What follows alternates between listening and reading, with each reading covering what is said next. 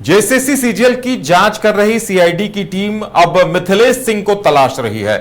मिथिलेश सिंह ही Wavell agency का सरगना है और देखिए मिथिलेश सिंह कोई आज का मोस्ट वांटेड नहीं है, उसने पहले भी कई परीक्षाओं में गड़बड़ियों को अंजाम दिया है और अब वेवल एजेंसी के संचालक की तलाश है। मिथिलेश सिंह ही वो शख्स है जो मास्टरमाइंड है और टीडीपीएल के साथ भी कहीं ना कहीं मिथिलेश सिंह की साठगांठ थी, क्योंकि जब टीडीपीएल को जेएसएससी ने टेंडर नहीं दिया तो टीडीपीएल के लिंक के जरिए ही मिथिलेश सिंह को वहां लाया गया था और मिथिलेश सिंह अभी तक सीआईडी के हाथ नहीं लगा है। उसकी गिरफ्तारी के लिए संबंधित ठिकानों पर छापेमारी की जा रही है और कई लोगों से पूछताछ की जा चुकी है। सीआईडी के अनुसंधानकर्ता के नेतृत्व में एसआईटी की टीमें कोलकाता, गोरखपुर, पटना, बिहटा, आसनसोल तक लगातार साक्ष्य जुटा रही हैं। बैंक खातों के मनी ट्रेल की भी जांच की जा रही है, सच सामने आ सके। सीआईडी ने 2 और आरोपियों को गिरफ्तार किया है जो सीजीएल में सफल हुए थे, उनसे भी कई महत्वपूर्ण सुराग मिले हैं।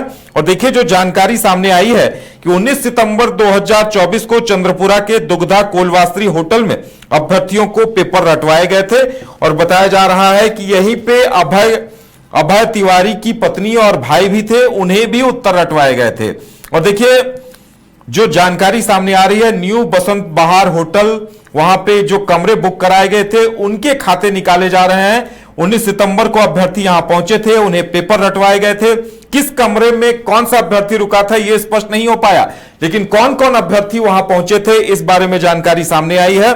और ये जो जानकारी है ये बड़ी गंभीर जानकारी है, क्योंकि सीआईडी को अब मिथिलेश सिंह की तलाश है और जब मिथिलेश सिंह इन चीजों का खुलासा करेगा तो बड़ी मछली कौन है और किसके इशारे पर किसका संरक्षण प्राप्त था, इन तमाम चीजों का खुलासा होगा।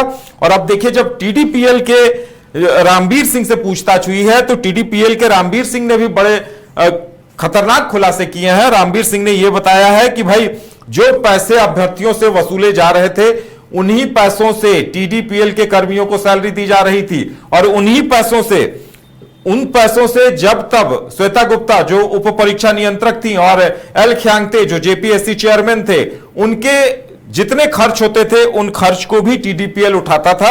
इस बात की जानकारी दी गई है, उसी से टीडीएल कंपनी का संचालन होता था।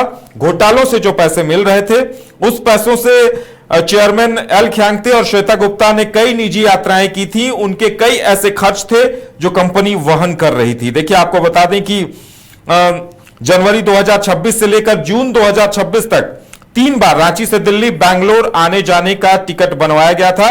रामवीर सिंह ने यह खुलासा किया है कि श्वेता गुप्ता के टिकट बनवाए गए थे और मेक माई ट्रिप के जरिए ये टिकट करवाए गए थे। भाई अब जब इन सवालों के भी जवाब मांगे जाएंगे तो बड़े खुलासे होने तय हैं। और देखिए अब मिथिलेश सिंह की अगर गिरफ्तारी हो जाती है, क्योंकि वो उस आदमी के कई ठिकाने हैं, बिहार में है, मुंबई में है और भोपाल में है और कई परीक्षाओं में मिथिलेश सिंह 3-5 कर चुका है, कई परीक्षाओं में पेपर लीक के आरोपी है मिथिलेश सिंह।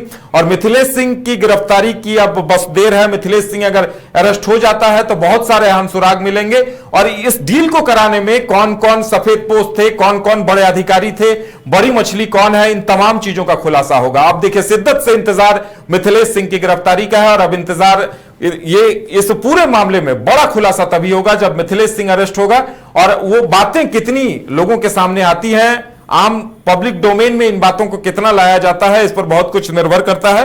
फिलहाल अब हर किसी को इंतजार मिथिलेश सिंह का है, वेवल एजेंसी का संचालक है और अंदरूनी साठगांठ टीडीपीएल के लोगों से मिथिलेश सिंह की थी और इसी के जरिए जेपीएससी और जेएसएससी में पैसों की वसूली की जा रही थी। तो देखिए अब इंतजार मिथिलेश सिंह की गिरफ्तारी कब होती है, क्योंकि सीआईडी की कई टीमें एक्टिव हैं और कई बड़े शहरों में वो पहुंच चुकी हैं। मिथिलेश सिंह की गिरफ्तारी का इंतजार है।